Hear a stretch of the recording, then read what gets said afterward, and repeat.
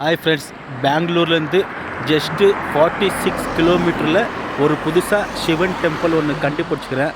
அது இப்போ தான் கட்டிக்கிறாங்க. வாங்க அந்த கோயிலை காமிக்கிறேன், எப்படி இருக்குதுன்னு பார்க்கலாம். இதுதான் ஃப்ரெண்ட்ஸ் அந்த சிவன் கோயில். இப்போ பாருங்க, இப்போ தான் கட்டிக்கிறாங்க. வாங்க உங்களுக்கு ஒன்று நான் காமிக்கிறேன். இது சின்னது சிவந்து லிங்கம். அதுக்கடுத்தது இது ஒன்று இங்கே பாருங்க, இப்போ தான் ரீசெண்டாக பண்ணிக்கிறாங்க. இதோட ஆச்சரியமான விஷயம் ஒன்று இருக்குது, உங்களுக்கு ஒன்று ஒன்றா காமிக்கிறேன் நான். பாருங்க, நந்தி வாயிலேருந்து தண்ணி வருது.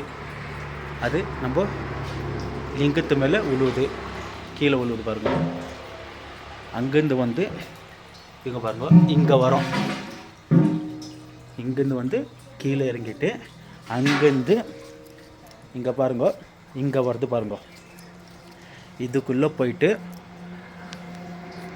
அங்கே ஒன்று இருக்குது பாருங்க, அங்கே ஒன்று இருக்குது பார்த்தீங்களா? அங்கே அதுக்கு மேலே போயிட்டு இந்த நந்தி வாயிலேருந்து தண்ணி உழுது பாருங்க. இதுவும் இல்லை, இன்னும் இருக்குது, இன்னும் காமிக்கிறேன் பாருங்கள் உங்களுக்கு. அப்படியே இந்த ரோடு ஸ்ட்ரைட்டாக போகணும்னாக்கா உங்களுக்கு ஆப்போசிட்டில் ஒரு பெரிய மலை ஒன்று இருக்குது.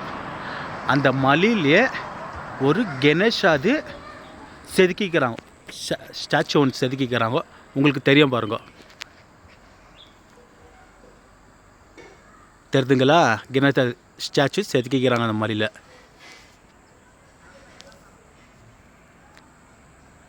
இதோ இல்லை, இன்னும் இருக்குது, வாங்க காமிக்கிறேன்.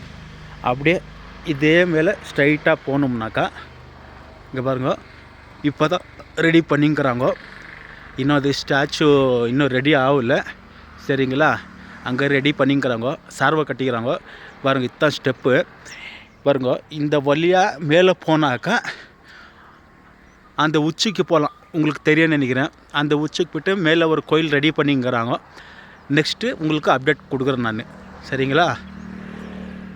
இத்தாத போகிற வழி, 2 வழி.